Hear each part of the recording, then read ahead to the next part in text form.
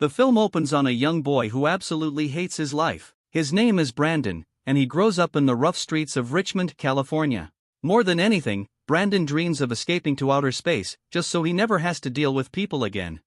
At home, he lives with his mother in harsh financial conditions. He has not replaced his shoes since elementary school. Because of that, he is constantly bullied, yet he never fights back. He is smaller and skinnier than most kids his age, and he knows it. Every day, Brandon hangs out with his two closest friends, Rico and Albert, each with completely different personalities. Rico is athletic and naturally draws attention from girls wherever he goes. Albert, on the other hand, can only dream about the day he finally loses weight. In their usual spot, the three of them spend hours talking. Most of the time, the conversation revolves around Jordan sneakers, which basically define social status at their school. Albert owns a pair of Jordan XS. Rico has the third edition. And Brandon is the only one still stuck wearing worn-out shoes because he simply cannot afford anything else. With his small frame and constant financial struggle, Brandon feels invisible. No girl has ever shown interest in him, and becoming a basketball player to gain popularity is out of the question. So in his world, there is only one thing that matters: a pair of Jordans. Specifically, the first edition in red and black. To him, those shoes are not just fashion. They are confidence. They are respect. On my feet with a Glock 2. Driven by that dream, Brandon finally works up the courage to visit a shoe store. He just wants to check the price of the latest release. After that, he gathers every dollar he has from savings and birthday money. It is nowhere near enough, so he decides to start selling things on the side of the road. Days later, while walking by himself, Brandon is suddenly called over by a street vendor. The man offers him several used sneakers that are still in good condition. And that is where Brandon finally gets lucky. He is offered a discounted pair of red and black Jordans. For the first time in his life, Brandon can walk with pride. He throws away his old shoes, as if he is stepping into a completely new life. Rico and Albert are stunned when they see the transformation. Brandon excitedly tells them everything, his face glowing with pure joy. Like always, the three of them celebrate the only way they know how: by stealing alcohol from a supermarket. As they ride their bikes toward school, girls finally start noticing them. West side. Tell the girls knows it. Brandon becomes so protective of his new shoes that he refuses to even play basketball, just to keep them clean. Sitting alone, he is suddenly approached by a girl from another class. She invites him to a party at her house later that day. Brandon shyly tries to turn her down, but she keeps insisting. Meanwhile, Albert can only watch in silence, clearly jealous of his friend's sudden change in fortune. As evening sets in, Rico and Albert head home, while Brandon decides to keep his promise. He is going to the party at the girl's house, the one who actually showed interest in him. For Brandon, this day feels different. For the first time, his life seems to matter. He is no longer invisible. After walking for a while, Brandon approaches a pedestrian bridge. Up ahead, a group of gangsters are hanging out. As he tries to pass, they stop him and demand money, backing it up with threats. Brandon immediately tries to run, but he does not get far. They catch him, surround him, and start beating him mercilessly. Then they give him a choice: hand over the shoes, or lose his life.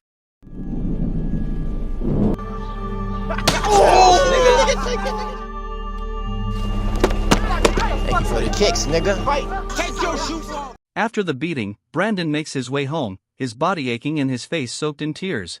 The shoes he worked so hard for are gone, along with his sense of pride. That night, all he can do is sit there, staring blankly at the empty shoebox. The next morning, he wakes up still in pain. With no shoes left, he has no choice but to wear sandals. When Rico and Albert hear what happened, they laugh it off. They do not understand what those shoes meant to him. To Brandon, they were everything: his dignity, his identity. And now, he is ready to risk his life to get them back. He refuses to stay the same weak kid the world keeps pushing around. Moments later, Rico makes a joke, but Brandon snaps. He responds with raw emotion, making it clear that he is getting his Jordans back, no matter what. Meanwhile, the gangster responsible, Flacco, is seen beating another victim. He is known for robbing anyone he wants without hesitation. After spending some time alone, Brandon realizes where to start. He goes to a man named Trev, someone known for having connections. But when Brandon asks about Flacco, Trev just laughs at him. Instead, he suggests that Brandon go see his own uncle, Marlon, if he really wants help. Back at the court later, Brandon spots one of Flaco's crew. Without hesitation, he heads to a nearby convenience store, with Rico and Albert following behind. Brandon confronts the guy directly, sending a message. He tells him to let Flaco know that he is coming for him, no matter where he is. Whoa! Go tell him I'm looking for him. I'm not a bitch. Following Trev's advice, Brandon takes a train to Oakland. His destination is his uncle Marlon, a man who spent years in prison and built a reputation as a dangerous criminal. Out of everyone in his family, Marlon is the one who lives that life. At the same time, Flaco returns to his home in Oakland. It is revealed that he has a son. Without a second thought, he gives the stolen Jordans to him as a gift. The boy lights up with excitement, completely unaware of where they came from. When Brandon arrives at his uncle's house, he knocks politely on the door. Two of his cousins, Ray and Gabe, answer and welcome him inside. Not long after, Marlon himself comes out to greet his nephew, now all grown up. He welcomes Brandon warmly, then takes him to the back room to visit his grandmother. Inside, Brandon is introduced to another younger cousin, Marlon's child. Seeing her grandson again, the grandmother smiles with quiet happiness. Back in the living room, Rico and Albert sit in awkward silence. But as time passes, the tension fades, and they slowly start to loosen up around the others. Oh, shit! In private, Marlon pulls Brandon aside and asks why he came all this way. Brandon answers honestly, laying out everything that happened. But instead of helping, his uncle just laughs. He tells Brandon that a real man does not rely on anyone but himself. It does not matter if it leads to death or prison. Then, without hesitation, Marlon orders him to leave. Outside, a man suddenly shows up, barely conscious. The moment he sees two unfamiliar faces, he becomes aggressive for no clear reason. Confused, Ray and Gabe quickly step in, trying to calm him down. Sit your happy ass down. Before leaving, Brandon notices a gun lying near Marlon's kid. Quietly, he slips back into the room and takes it. In his mind, there is only one way to deal with Flaco now. Not long after, a gunshot echoes from the front of the house. Marlon storms out, furious at the man who caused the scene. Then he turns back to Brandon and once again orders him to get out immediately. With no help coming from his uncle, Brandon turns to Ray and Gabe, asking where he can find Flaco. The two cousins laugh, then tell him to get in the car. They will take him there themselves. Meanwhile, Flaco's son, Junior, is already wearing the stolen Jordans. Flaco watches him with pride as they spend time together on the basketball court, playing like nothing is wrong. After a long drive, they stop at a woman's house. Ray tells everyone to head inside and wait. That is when Brandon meets a girl named Gorda, and he cannot help but be drawn to her. At the same time, Flaco is at home, relaxing, when one of his men rushes in with news.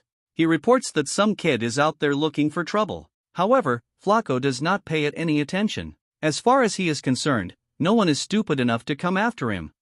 Back at Gorda's place, the house turns into a party. Music, people, energy everywhere. Caught up in the moment, Brandon finally makes a move, taking her hand. The two of them slip away into a room, and things quickly become intimate.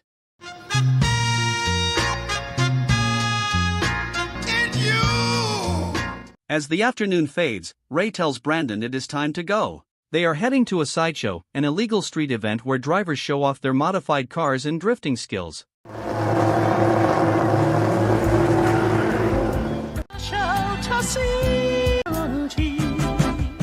From another side of the city, Flaco arrives at the same event with his crew. He even brings Junior along to watch the action. Moments later, Ray pulls Brandon into the center of the scene. Their driving grabs everyone's attention, the crowd cheering as the cars spin and slide. But in the middle of it all, Brandon suddenly spots Flaco, with Junior sitting on his shoulders, wearing those same Jordans. The moment the car stops, Brandon jumps out and pushes through the crowd. Within seconds, chaos breaks out as the two sides collide. For his son's safety, Flaco orders Junior to go home alone. From a distance, Brandon sees this and immediately goes after him. At the same time, Ray is still dealing with Flaco's crew, but things take a deadly turn when one of them gets hit and killed. Panic spreads, and the entire crowd scatters in every direction.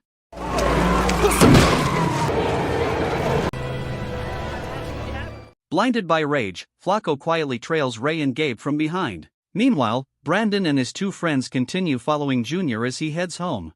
Not long after, Ray and Gabe are seen hanging out by the roadside. Out of nowhere, Flacco steps out from an alley and opens fire, shooting Gabe in cold blood as revenge. At the same time, Brandon tracks Junior all the way back to his house. With the gun now in his hand, Rico and Albert try to stop him, but Brandon refuses to listen. He forces his way inside through a window.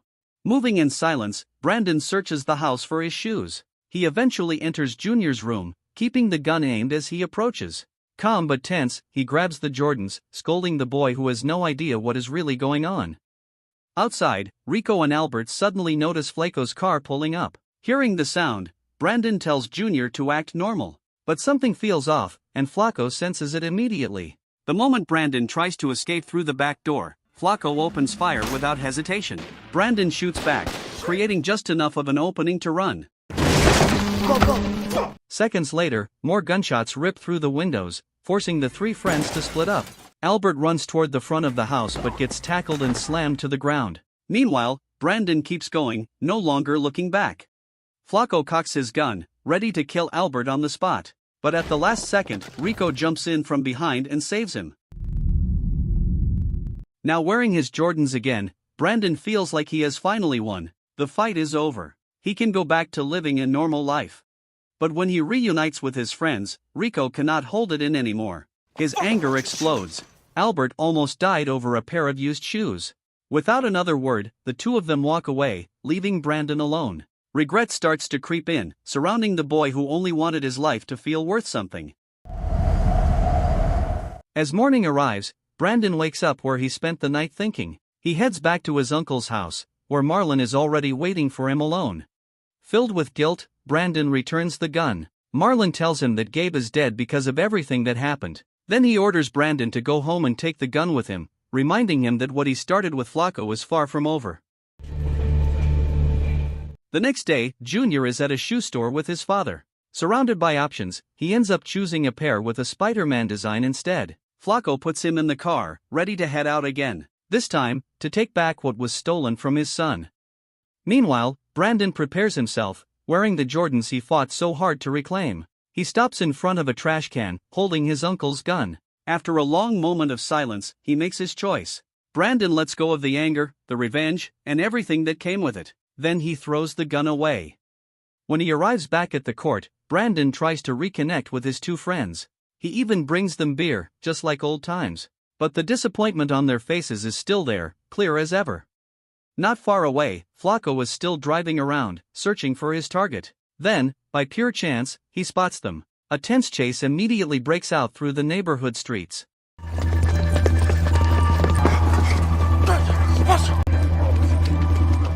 As they reach a crossing, Brandon finally stops running. Exhausted and fed up, he stands there alone. Flacco steps out, cocking his gun as he approaches from behind. But in a sudden move, Brandon turns around and takes him down.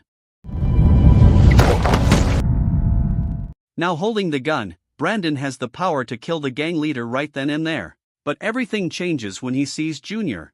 The boy's presence hits him hard. Slowly, Brandon lowers the weapon, then throws it away, choosing to walk off instead. Out of nowhere, Junior runs forward and grabs the gun, refusing to let anyone use it again. Flacco demands it back, but the boy refuses. In a cowardly move, Flacco suddenly lunges at Brandon from behind and beats him down without mercy.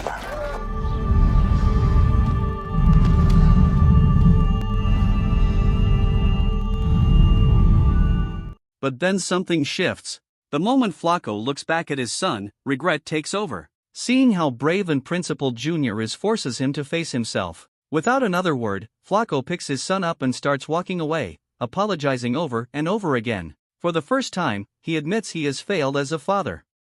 Beaten and bruised, Brandon is helped up by Rico and Albert. But after a moment, he gently pulls away from them. He does not need support anymore. Now, he stands as someone different. Someone ready to face the world. And no matter what happens next, their friendship will endure. Until the very end.